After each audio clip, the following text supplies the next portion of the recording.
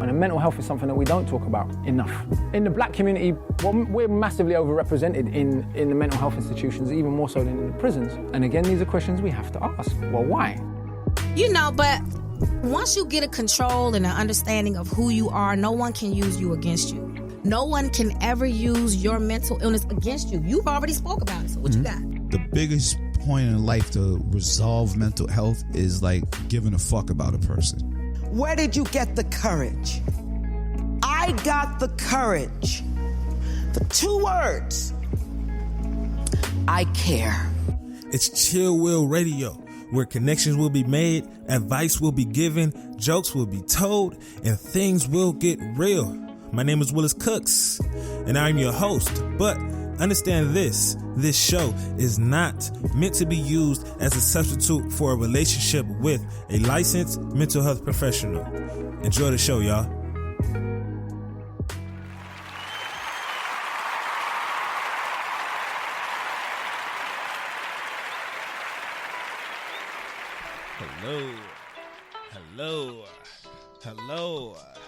Hello.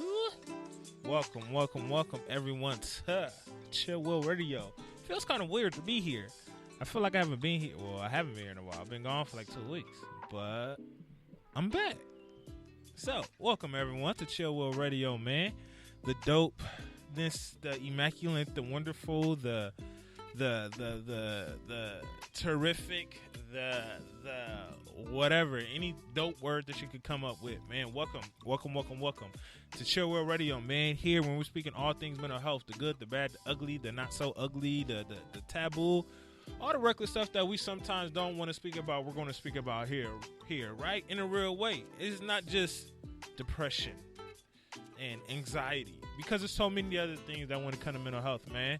It's so many other things. Mental health is about how you're feeling, the goodness, the happiness, the joy, all of that stuff that's in your life. It's also about how bad you're feeling, the sorrow, the sadness, the anger, all that reckless stuff, man. Here we're going to be speaking about here on Chill World Radio, right? But this is episode number 36. Episode number 36, man. So as always, thank you. If you are listening and tuning in right now, shouts out to you, good looking. If you are listening halfway through the show because you got some other things going on, shout out to you too. But if you will not listen to this show at all, good looking, because that also means that I have someone else to grab on too and try to pull into the show, man. If you're gonna be listening to the show tomorrow, next week, next year, next month, next lifetime in outer space, when you're on a ship on Mars, when we go to the moon and just be chilling, good looking. Just good looking at everyone who's even thinking about giving me a chance to get a second out of their day. So good looking to you too, man. If you're if you're listening, go in the comments, let me know that you're here. I mean, I always want to try to sit there and acknowledge those individuals who are listening, right? Those individuals who are listening. So, but how am I feeling? Checking in with me, man. I've been gone for 2 weeks. I've been out of the country for 2 weeks. It felt like a long ass time, but it was actually good, man. I was in Peru for 2 weeks, and I'm back. I'm back from it. I'm feeling good. I'm feeling nice. The shit was fun. The shit was really, really fun, man. It's. I always tell people, when people ask me why am I vegan, they always be like, oh, is it like some animal rights thing, or is it like, whatever, and it's nutrition, and you're trying to be healthy? It's not for none of that shit. I just don't want to get sick. That's the only reason why I don't eat meat, because I don't want to get sick. But the thing is, and what I've noticed is that all of the times since I've been a vegan and I've been out of the country, I've had meat outside of this country, outside of the U.S., and I've never gotten sick, ever, right? I was in Peru. I was eating chicken. I was eating fish. I never really was into like the beef or the pork or all other shit, so that's never going to touch my system. But I was eating meat. I did not get sick at all, right? But the day I came back here to the States which was Friday, I had some salmon. My stomach started feeling weird. Like within that same hour, my stomach started feeling weird, and it just kind of reassured me, like, yeah, Willis, you're a domestic vegan. A domestic vegan. You're only vegan when you're in the country, because the food here is fucking crazy. Food here is crazy. They process it with a bunch of stuff, but outside of that, my trip was good, man. I really enjoyed it. The hikes, the scenery, being within that culture. What else? I fell off a horse. I fucked up my back. Falling off the horse was actually the best part of the trip because everything was going to come with it. Like the hiking was going to come with it, meeting the people was going to come with it, you know, understanding and learning the culture, all that stuff was going to come with it. But when that horse threw me off of his back or her back, I don't know if it was male or female, but when I got thrown off of the horse, yo, that shit was scary. It was scary because for a quick second I had blacked out, but when I woke back up and everybody started rushing me. First thing that popped in my head, like, can you move your foot? Can you move your legs? Because it was so many things that could have went wrong within that fall, right? The whole time I was riding that horse, we was on the edge of this cliff, and he could have thrown me off of the edge of the cliff, be like, I'm done with you. You know, the time in which the location in which he threw me off of him, it was a bunch of rocks around there. I could have smacked my head on the rocks. I could have smacked my back on the rock. I could have done something else, but I just landed in the dirt. I fell on my canteen that was in my backpack, and that fucked me up, right? I could barely walk the next day, right? I got a sharp pain every time I walk. Not now, but back then when I was walking, it was bad. The next day was bad. So it was progressively getting better. It still hurts. I still walk with a minor limp, but, you know, comes with the territory, man. Comes with the territory. So I'm just glad to be back. I'm just really, really glad to be back. It felt kind of strange coming back. It felt really, really strange going to work, but I was excited about going to work. Man, that kind of reminded me and reassured me that I'm doing the right thing, right? In terms of what I'm doing day to day, right? I was excited to see patients. I was excited to help people. I was excited to work with people. Even though I'm not really fond of people like that, I always say I'm an anti-social social worker. But it just felt good being at work and working, getting in the mix of things. It was a busy ass day because I had a lot of shit to catch up on. But, hey, that's what comes with the territory, man. But on that note, I'm back. So, moving on forward into the self-care piece, right? One of the things I want everyone to implement within their self-care regimen, as much as you can, right? Whenever things go bad, and this directly relates to me falling off of the horse. Whenever things go bad, take a second and ask yourself, how could this situation be worse? And answer it, right? Once you ask yourself that question, how could this situation be worse? Answer it. Right? The thing is right, once you ask yourself that question and once you answer it, you're going to immediately begin to appreciate the negative things that did happen to you within that moment, because you're going to understand that it could have went a whole lot worse, right? Because once that happened, right, I had thought that question to myself. My girl had said that to me, and everybody that was around me was like, yo, it could have been bad. You just limping. Like, yeah. Everything in life could be really, really bad, 1,000 times worse. And we don't take a second to really understand that, right? The thing is, we know things could get 1,000 times worse, but we're so stuck on like, oh, well, it's just bad now. It's just like, nah, take a quick second and just really think. How would you be able to get through the situation if, I don't know, you was paralyzed, or you broke a limb, or you were broke, or whatever the situation may be? Whatever negative situation you're in right now, stop, ask yourself, how could this be worse? And then answer it. I guarantee you there is always something else on the back end that can make you feel worse. There's always something else on the back end that can make the situation that much terrible. Always something. But we get so stuck on where we're at now without actually being grateful of the fact that it did not get as bad as it could possibly get. We don't acknowledge that. We're not grateful for the fact that it did not get as bad as it could possibly get. And if we're trying to diminish the weight that's on our shoulders, we need to be able to understand that, right? We need to be able to say, okay, it's bad, but I'm not dead. I ain't fall off no cliff. I'm not paralyzed. I'm not all this other stuff, right? So take a quick second, right, within your day, if you're feeling down, if you're feeling depressed, if you just got into a car accident, if you just got in, whatever the case may be, right? If anything negative has happened to you, if you lost some money, if your girl broke up with you, I don't know, if you tripped and bust your ass, if you got fired from work, if your check came up short, if IRS garnished your wages, if you got sick from the food, whatever it is, ask yourself, how could this be worse? And then answer it. Do not move forward until you answer that question. I'm telling you, it will immediately allow that negative situation to not be so negative, right? It's going to immediately allow that thing that you feel as if is so hard, it's pressing on you so much, it's not going to be that deep. You're going to really look at yourself like, damn, I'm bitching over this? This is what I'm tripping over, right? So take a quick second, right? The one thing I want everybody to implement within their self-care regimen as often as you can, whenever things go bad, whenever things don't go as planned, whenever you're just like, fuck. Take a quick second, ask yourself, how could this situation be worse? And then answer it. Once you answer that question, look around, see where you at, see where you're not at. Understand and acknowledge where it could be, and see where it's not at. All right? Cool. So, moving on forward into the main topic, right? I decided to bring my guy Didier onto the show, right? What's the deal, Didier? What's up, baby? Baby. You know what I mean, Philip. What's going on, guys? Man. You brought me for this? No, I'm messing with you. What's going on? That threw me. What? What's up, baby? That just threw me off, bro. I wasn't expecting that.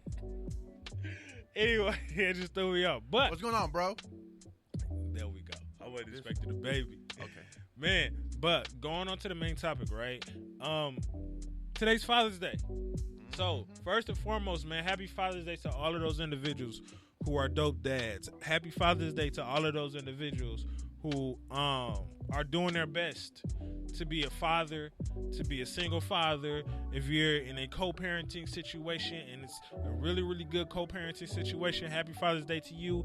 If you're dealing with the crazy baby mama and she's consistently driving you up the wall, happy Father's Day to you.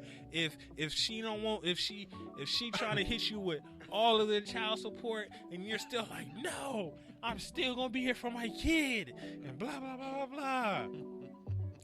Happy Father's Day to you, man, because your shit is hard, but you're making it through it, right? But the one thing that I want to speak about today when it comes to Father's Day, right, is I want to speak about those individuals who are fatherless, right? I want to speak about those individuals who are fatherless. That's why the title of this show is A Message to the Fatherless, right? A message to the fatherless, because I've never had a father. Never. I don't know what it feels like to have a father. I don't even know what it sounds like to call someone else a father or to say, hey, you're my dad.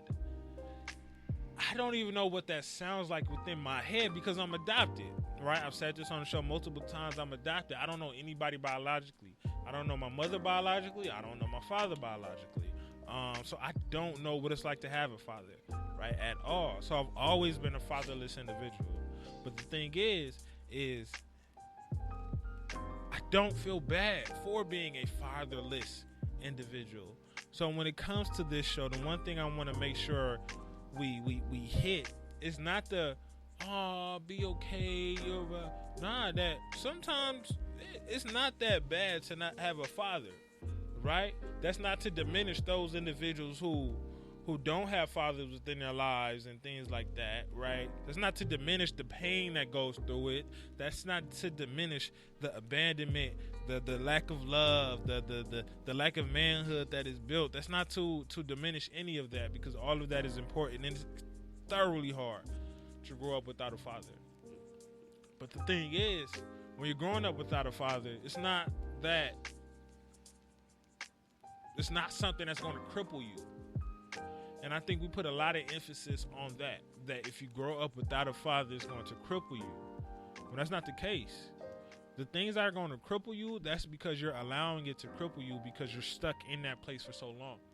And the reason why I brought up Didier today is because I actually was going to do the show today by myself, but me and Didier was having a conversation about fatherhood and those individuals who don't have a father. And he was saying some good stuff. So shouts out to you, my man Didier. Thank you for actually coming onto the show, my man. I know it was last minute, but good looking.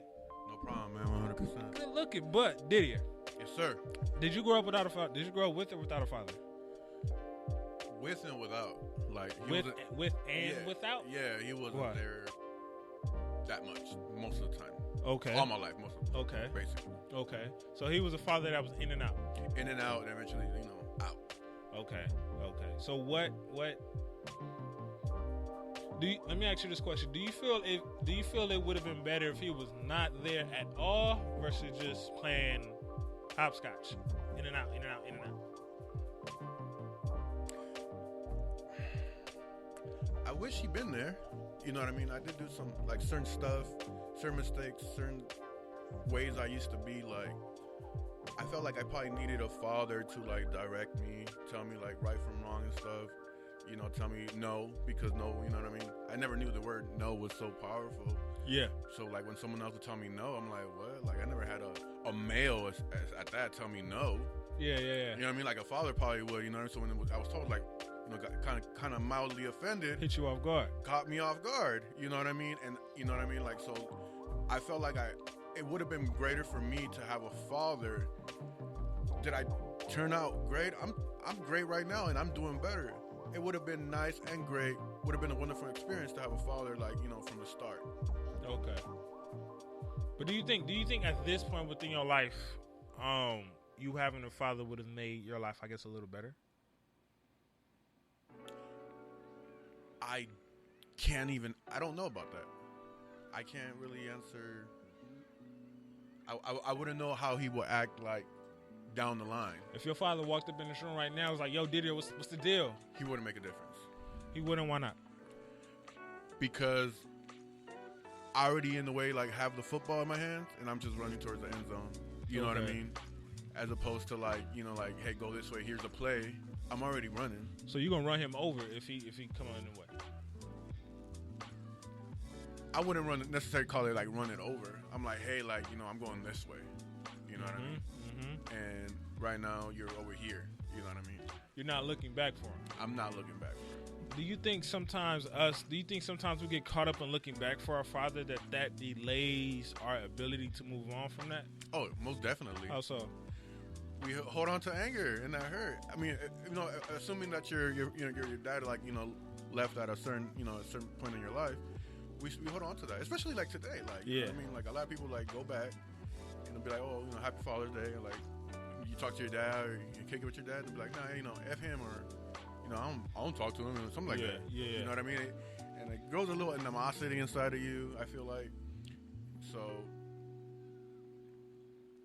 yeah. I mean, I get it. That's. I guess because for me, I'm like, you've had the father that was there, so that image, even if it's a 2-second image, right? I believe that it's always better for, if you are a father and you don't think you're going to be in that child's life, don't be there at all. Like, just be completely gone, right? Don't be there at all. Be completely gone. That's way better than sitting there playing, like, hopscotch in a kid's life. Like, you're in and out, in and out, in and out. The reason why that's way better is because what you're doing is, as the father is, you're building the hope up of the kid, and then you're constantly letting the kid down. Right. You're building the hopes up, and then you're constantly letting the kid down. For those individuals who've never had the father, whose the father has never been there, you don't build up that thought process of, well, what would my life be like if I had a father, right? Because you're not missing what's never there. Because I could say for me, right, I've never felt bad for not having a father. I've never felt bad for, you know, seeing fathers in my friend's life. Like, I've never felt bad for that, because it was just, in my reality, that's just how it was. That's just how it is. And I think sometimes when it comes to us moving forward from that, we get so caught up in, I need to make sure I bring my father with me, or we get so caught up in the fact that I need to at least try to impress my father. I need to live up to certain expectations. I need to live up to, these certain things, when in reality, your expectation is the one that matters the most. But we're continually looking back. Exactly. Right? So it's like, and you said this within the conversation that we've had before the show, that we always leave space for the hurt. For the hurt, yeah. We leave space for the hurt, and we're not really leaving space for the forgiveness, or for the ability to be able to get through, for the healing. Mm-hmm. Right? Why do you think we consistently leave that space only for the hurt and not for the healing? Because, believe it or not, we're tired of feeling bad, but we kind of want to pass it on to somebody else, i.e., the father that wasn't there. We're just kind of waiting for that person to come through. Hey, son, I know. Do you realize what you've done and, what you put me through? And, just like, shame the person and stuff like that. Just dump all that, like, unhealing, unforgiveness on that person, make that person feel bad. They already know what they did. They don't, you don't have to remind them. But, like, I feel like we have to make them feel bad so we could feel better, a little bit better. If we watch them, like, get hurt a little bit after what they did, like, okay, now they get it. So are you saying it's more of like a get back at you type of thing? It's not get back. I feel like for example, like earlier today, someone was talking like, I'll never forgive my father for what he did. You know what I mean? I don't want to talk to him, this and that. And I asked him like, well, would you reconcile with him? He's like, no, I would not reconcile with this person. You know what I mean? After all they did, this and that. So why are you still holding that like animosity and that hate, unless you were waiting for that person to come, make amends about it, and then, like, in a way, like, squash it or work on towards it? Because right now you're the only one holding on to it. Mm-hmm. And you're, like, waiting to give it to somebody. But were you at that place before within your life? I actually never was. I wasn't mad at my father. I was upset when he wasn't there, and, you see online and everybody having fun. I was like, damn, it would have been cool. But I was never really upset with him. You know what I mean? And ultimately, like, I told you in the conversation, like a little bit less than 2 years ago, he called me, you know what I mean? And I could hear it in his voice, changed person. And, he was saying sorry for what he did. Yeah. You know what I mean? And I didn't say like, well, you really did hurt us. I already know what he did. He knows what he did. There's no point of adding on to that. It doesn't take you nowhere. Yeah. The only thing I remember saying was like, look, I know that you did the best you could with what you knew at the time. To me, you were a great father when you were there. I didn't throw that in, but you know what I mean? But hey, your head, that's what you don't want to give him that credit, but. Right. Because the thing is also, it's been so long since he reached out and actually, it took, so that's why, like, when he, like, called me, it wasn't like, oh, like, run together and like hug and, like kids and stuff like that. Like, if I was a kid, it was more of a grown folks conversation, which is like, respect, mutual, like forgiveness and stuff like that. But it took you some time to be able to get past that, because that conversation wouldn't have happened if the animosity and that anger was still there, right? We get a lot of the times when it just comes to fathers, when it comes to family, when it comes to like damn near anything, right? We don't understand how much energy it takes to hold on to that hate, right? I don't know the conversation that you were having earlier, but I've had lots of conversation with individuals who have said, like, I would never forgive my mother, or I would never forgive my father, or I would never forgive whatever.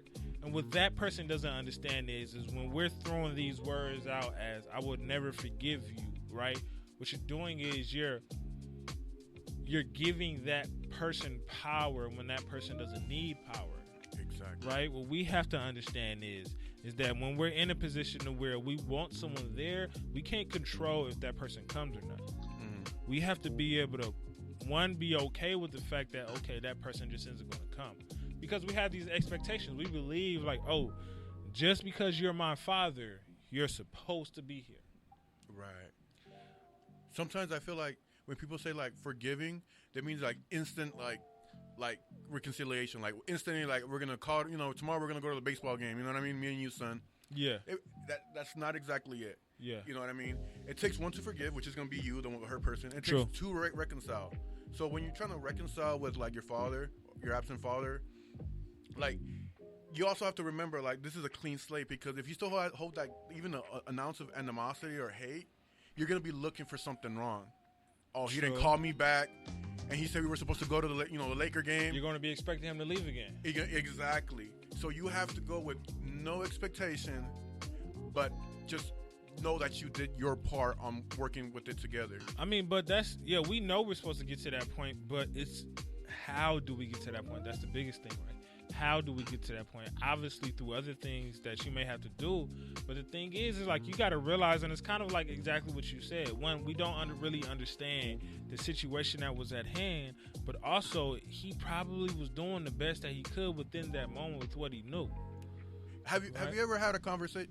Well, have you ever had a conversation with someone that was older than you, and they said some stuff that you kind of didn't agree with, and not like in a. I've had conversations with you that you said some shit that I ain't agree with, and you're like, wait, I'm a little bit above, like, what you're talking about. You know what I mean? So I feel like when you speak to speaking about your absent father, you know what I mean? Like sometimes they might. At that time, when they left you, when they were absent, they didn't know no better. Okay. They only knew how to have a kid. They didn't know how to be a parent, so they were scared and they left, or they were scared and like they didn't have nothing to do with you. They went through their journey. You went through yours. He found out some stuff. You found out some stuff, and you guys just came together. And he found out that just being there, at least just being present in your life, is good enough. Sometimes, you know what I mean. And you realize that. Man, like, some of these teenagers having kids, they don't even know how to act them damn selves, And then you think about, well, maybe my father was like that. Okay. Maybe he didn't know what he was doing. You see what I'm saying? Yeah. So when it came to yours, did you actually take a step back and try to put yourself in his shoes? I did. Why? Why was it so important for you to do that, to try so you could kind of mend that bond? I had to step away from what my agreements were, or like, you know what I mean, like what I thought was the right way. So I stepped out of like my my logic, and I just ran like a storyline through my head of how he was, you know what I mean, how he acted when he was here. And he was always hanging out with certain people that were always drinking, you know what I mean, like he would work really hard, you know what I mean. And sometimes like coming home, and then like your mom starts yelling at him about certain stuff. Yeah. And that just gets him like, oh my God, like, and I also got like 3 other kids. Yeah. You see what I'm saying? So I would have cracked too. Mm-hmm. You know what I mean? Not now, but like, back then, you know what I mean? Like if I was in the same like mental, the way he thinks, or yeah. So I thought about stuff like that. You know what I mean? I also thought about like where he came from, how his mom, I just started thinking it didn't take me that long. Uh-huh. Or I could have just thought about like how he hurt me so much all day, every day. Yeah. You see what I'm saying? Yeah, you gotta take all of, like you said, the animosity and get away from the situation in order to get to that certain point. But we gotta realize is that it's thoroughly important to grow up with the father, right? There are so many life lessons that you're not gonna be able to really get through if that father isn't there. When it comes to growing up and becoming a man, it's so much harder to do that if you don't have that role model in front of you, because as boys we're going to gravitate towards anybody that's in front of us, whether that male is positive, whether that male is negative, we're going to gravitate towards it. But the thing is, as we get older, we're going to have to realize is that we're going to be okay if our father wasn't there. We're going to be perfectly fine if our father was never there, or if our father was in and out, or if our father was abusive, or whatever the case may be. It's the guilt and it's the animosity that we're holding on to that's making the situation that much harder. And if we don't actually get past it, that's what's going to cause us to be shit or feel like shit. You might get some like interesting like people, like mentors, someone that just comes into your life and like drops like a big gem and then leaves. Someone that comes to your life for a season and shows you a certain thing that you needed to. But if you hold that animosity of like, your father never told you nothing because he wasn't there, and you're mad because, he wasn't lecturing you or helping you the right way. When someone comes and tries to show you like certain, right ways, you're going to have the same like, why are you telling me for? Like, I didn't listen to my dad in your head. Why am I going to listen to you? Because we still have these expectations, and there's still something that we want from that person.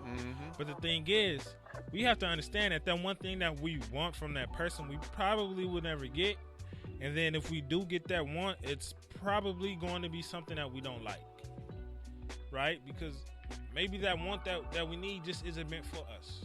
Right. Maybe sometimes that father being in our life is bad. Maybe he really doing you a favor by not being there, right? But we want it, and we all need a father, and we all need someone there.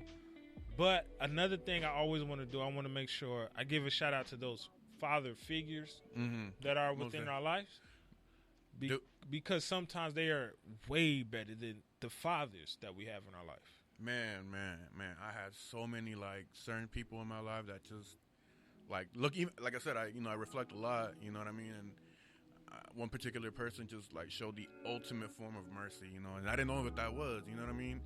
And like I told it to one of my friends one time, a couple months after. I started crying, and I didn't know I was crying. I was like. It was like, long story short, like I was like doing real bad, damn near homeless, like no money, nothing. Like I was like a bum, like. So, long story short, I needed some money to complete my rent. I asked, certain someone, and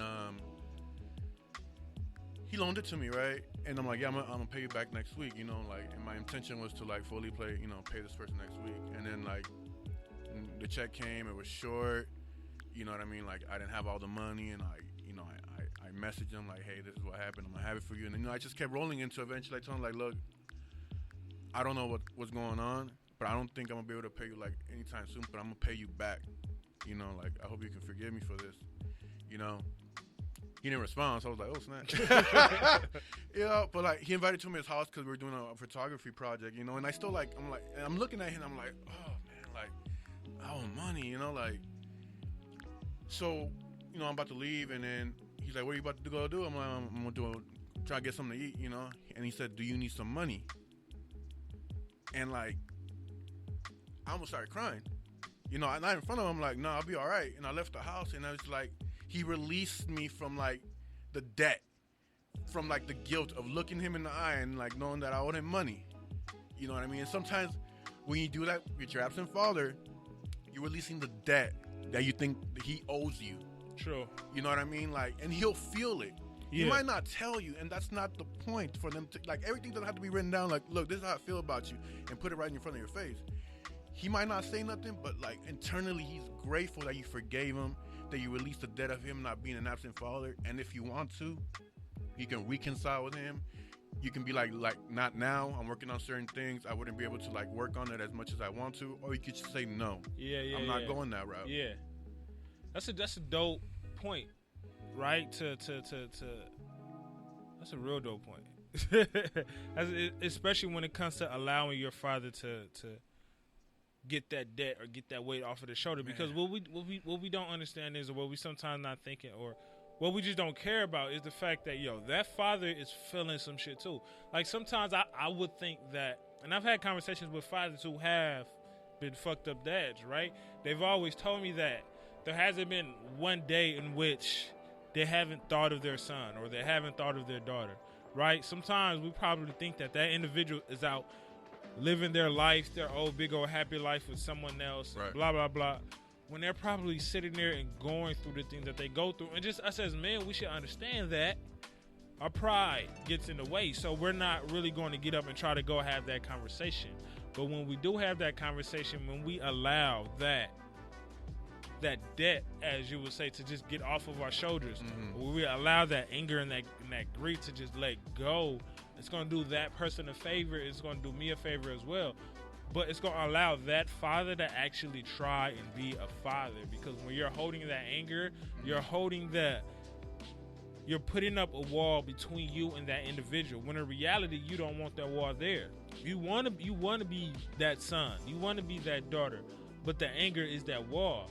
You're not allowing that person to come in. You're not allowing yourself to go towards that person. But knocking down that wall is the most critical thing. Right. And sometimes it's okay to do that. Whatever, and it's to everybody out there, like, whatever you feel like that your father did or didn't do for you, like, it's a reflection of who they were at that time. It has nothing to do with you at all. Now, I do encourage a lot of us to, like, practice, like, like being passionate, compassionate towards someone who, in a way, is not there yet. Because you obviously know, like, you wouldn't do that to your son now because they did it to you. But like your father didn't know that back then. Yeah. He didn't know it was a bad thing until like they most of them will know what they did or they didn't do. You know what I mean? They're ashamed. They're ashamed. Believe it or not. That's why they reach out to you a little bit. That's why they stay away. Yeah, that's why they sometimes they'll text you a little bit like, "Hey son, just checking on you." They'll call you. You'll ignore the call. Trying to say happy birthday. They'll ignore you. They're still thinking about you. They don't know how to word it because they feel like you're gonna like spaz back at them. But like, just notice that little effort that they're trying, that little poke that they're trying to do. It says they care a little bit. And a lot of the times we think our father doesn't care at all.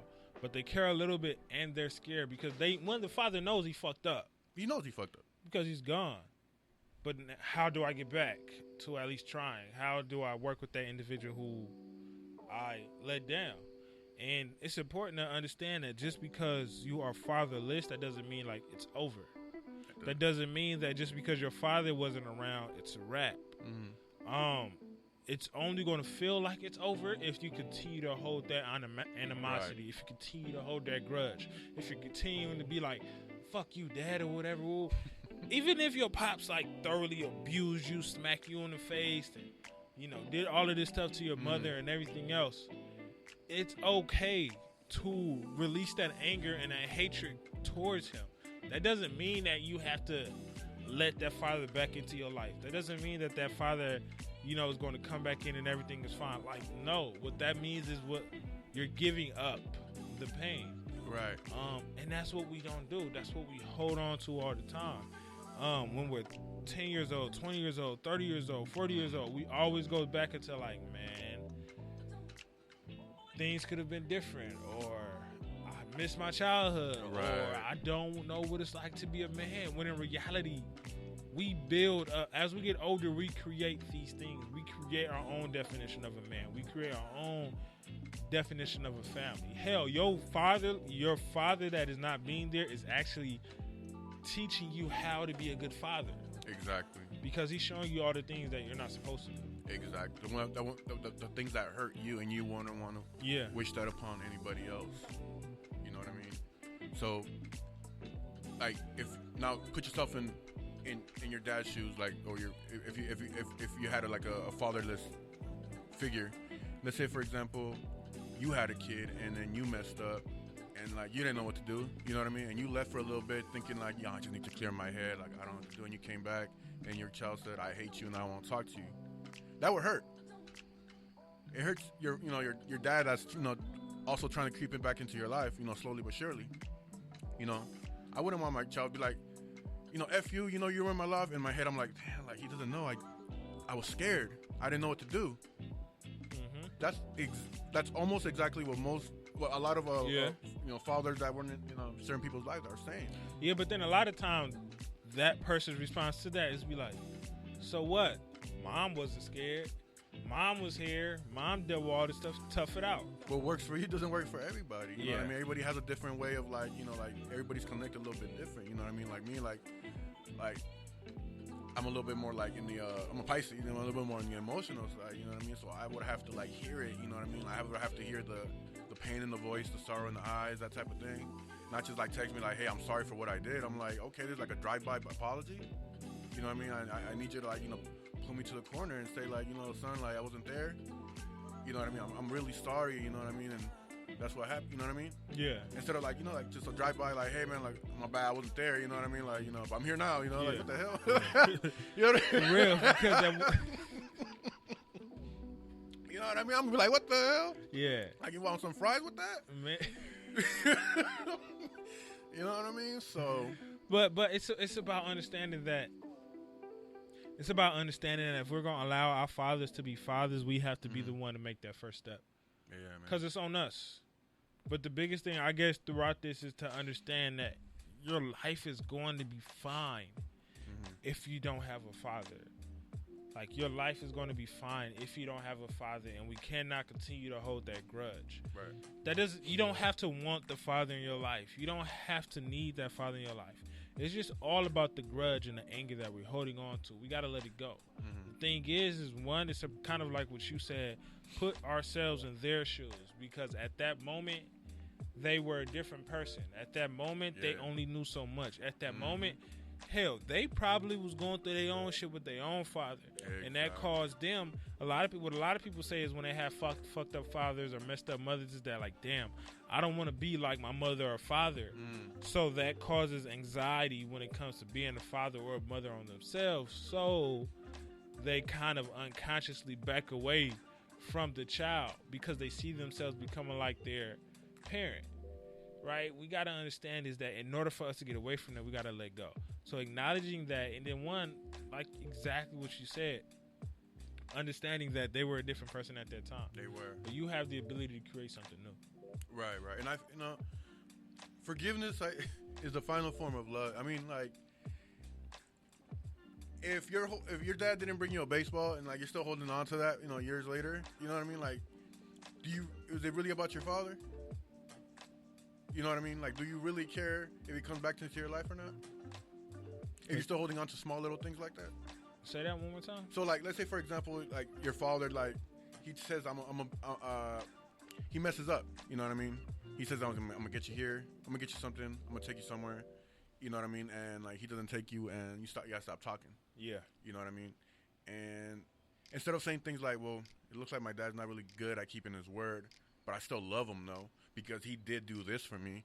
He did show me about this. He did teach me financial literacy. He told me about, how to take care of my mom. He's just not good at this.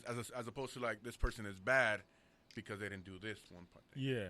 You know? I know I'm not bad. I did. No, you're right. But you're right. It's about taking certain things out and seeing what that person is good at. It's just about how you look at the situation, right? We have these expectations of our father's going to be this or our father's going to be that. Because to a lot of guys, our father is supposed to be their superhero. Right. Our father is supposed to be that guy in their life that is always going to be on top. He's never going to be down. He's impenetrable. He's all of these other things. But we tend to forget that our fathers, they're human too. They're human. They go through shit too. And they have these certain things as well. And there are certain things in life in which that are going to prevent that father from being into your life. Maybe that father backed off because he didn't want to deal with your mother. Maybe that father backed off because they had their own personal shit that they didn't want to deal with. But the thing is we have to give ourselves the ability to be able to let go. Give ourselves that credit to be able to let go. If we don't, we're never going to move past it. Yeah, if you fight like hurt, that he hurt you, with you trying to hurt him back, you know what I mean? An eye for an eye makes us both blind. Like, who's teaching who the right way? Yeah. Who's teaching who how to do the right thing? Yeah. If he's, you're hurting him because he hurt you, so which way is right? We're not trying to pay no petty get back type. The only thing you get to say is, and this is gonna sound childish, the only thing you get to say is, well, he did it first. And come on, dude. Really? We all gotta get to it back. Keith was like, man, I tend to be a deadbeat dad for like 2 hours, man. Shit don't last too long at all. You say deadbeat, I say you taking a break. I don't have any kids, and it's crazy because I'm the last one out of all of my homeboys out of my homeboys that have kids. Like every single one of my homeboys that I grew up with, and homegirls, they have either one child or multiple kids. And it hit me this yesterday because I was at a baby shower yesterday. One of my homeboys, he's having a kid. It's like, yo, I'm really the last one. At what point am I going to have a child? Or at what point am I going to be a father? It's no rush. And I think for a lot of those individuals who don't have children right now, and you want to have children, there ain't no rush to be a father. Because the once you wait for you to be able to be the best father you can be, is that you have to try to tackle the things that you have going on within your life. Because if you try to be a father and you still have your shit in your closet, it's going to stop you from being as dope as a dad as you possibly could be. And take your time. Take your time being a father. Take your time taking care of that kid. Take your time raising that kid. Ain't no rush. Same with those individuals who don't have fathers, right? For me, take your time going through the situation. It's okay if you don't have a father. Right? Because I would rather not have a father at all than to have a father who is constantly putting me through some bullshit. Like, my life probably could have been drastically different if I had an abusive father instead of no father at all. Right? So sometimes cherish that moment of the fact that you don't have that person there. Because it could be much, much worse It could be much, much worse. You could have somebody who's terrible. I will say this to like your crew that baby shower and like whoever's also having a kid, like remember this. You're also going to be learning while you raise this child. Yeah. You know what I mean? So if people tell you like, no, that you should do it this way or that way, remember you're learning. And also don't not be afraid to say sorry to your kid because you messed up, because then they're going to think that they can't say nothing and that you're always wrong. You might be wrong, that you're always right. You know what I mean? It's okay to like, hey, like I didn't know. My bad. I thought you put your toys away. Yeah. You know what I mean? It's okay to say that. So they'll know, like, okay, like, they are reasonable. You know what I mean? My parents, because, like, at least my parents, like, they weren't reasonable. Like, if it was in my room, it was my stuff. Yeah. You know what I mean? Like, they bought it. Shit. That's the type of dad I'm going to be. Like, I bought the shit. The shit is in my house. You acting like ass? Cool. I'm taking everything. Right. I'm taking your drawers, too. You want to act a fool? Okay. You're going to be running around with your little thing hanging. Oh, well. Mm-hmm. Like, it is what it is. Yeah, it's okay to say sorry. Like, it's okay to say my bad. Like, it just shows, like, your kid that you're listening to them instead of saying because I said so. Because that's the way it is. Have that conversation with your kid, man. It's exactly. Have that conversation with your kid. But moving on forward into the question, the one question that I pull out of my ass sometimes because I do not, because I just prefer to not come up with the question beforehand. I always try to come up with it during the show, during the conversation that we had. And this question is actually coming from Dieter and his situation. The question is, when it comes to your father, right? When it comes to a lot of those individuals who are holding that animosity or that guilt towards that person, the question is, do you think he did the best he could with what he knew at that moment? Do you think your father did the best he could with what he did at that moment? I could say for me, shit, I don't know, right? I don't think about it, right? Because it was never there. I don't think about it. Same thing I could say with my mother, my biological mother. I don't know, but I also don't know what was going on at that time, right? What if they both were together at the time, but shit just went all the way left, and it was actually better for me to actually be adopted, right? Because what if I was grown up into a crazy situation? What if I could have been molested or abused or all this other stuff, right? Sometimes we always go into the like, my life could have been drastically different. Yes, your life could have been drastically different in a negative way as well. Maybe sometimes your father not being there is actually saving you. Maybe that's all that person knows how to do at that moment, right? Are we going to feel sad? No. Yes, we're going to feel sad. We're going to feel angry. We're going to feel all of these things. And that's not to discredit how you're feeling, but it's about understanding that I need to find ways to move past this. And one of the ways to move past this is to try to put myself in that person's shoes. Not to try to understand what went on, but to try to really to understand what went on. To try to really understand where that person is coming through. Because we don't know what was going on at that moment. And that person is 9 times out of 10, that father is regretful. Ain't no father really walking around on some like fuck my kid shit. Right, I left them. Yeah, that's all me there. Ain't no dad walking around on that type of stuff. Exactly. And it's always their pride and their ego that doesn't allow them to come back to be the father that they should be. But we owe ourselves the ability to actually get through it. Can I take a swing at that? So, when it comes to my father, at least, looking back, I believe he did the best with what he knew at that time. You know what I mean? I look at the stuff that he did do. Most of it, if not all of it, was good. And there was certain scenarios, where, fighting with the mom, that kind of happens in almost a lot of relationships anyways. You know what I mean? No physical fighting, but like, I'm talking about like verbal and like verbal abuse. And then like, he'll go back to like be normal, being a great father, and then he'll get drunk. And that was the last time I seen him. So going back, I'm like, he did the best. Now that I hold that scale, and like I say, he calls me and he says, I'm sorry, it just tips it all the way to one side. Makes it bad, yeah. It makes it all the way to one side. It makes it all, in a way, good enough to reconcile. I told him like, hey, like I got a lot of stuff going on, so I can't really call you, and we can't really hang on like as much as you probably want to right now. And I said right now for a reason. Yeah. Because I'm gonna leave that door open. He gonna leave that door open we might reconnect. And understand, you're in control of it. When that person comes back, or if that person's trying to come back, you're in control of the relationship if you want to have the relationship. And you have to stop playing hopscotch with your own feelings, right? Yeah, if you don't want that father there, Exactly. let him know, like, hey, I'm sorry, but I prefer you not be around, or hit me up, do all this extra stuff. I'll be good. But if you're even thinking about that father being there, or if you're even thinking about why that father isn't around, that means you want that father there a little bit. So Yeah. give yourself the ability to actually try to do it. Right. We can't continue to play defense when it comes to it. Yeah. So to all of those individuals who are fatherless, the message that I want to give out to you is to, one, just because you don't have a father doesn't mean your life is over.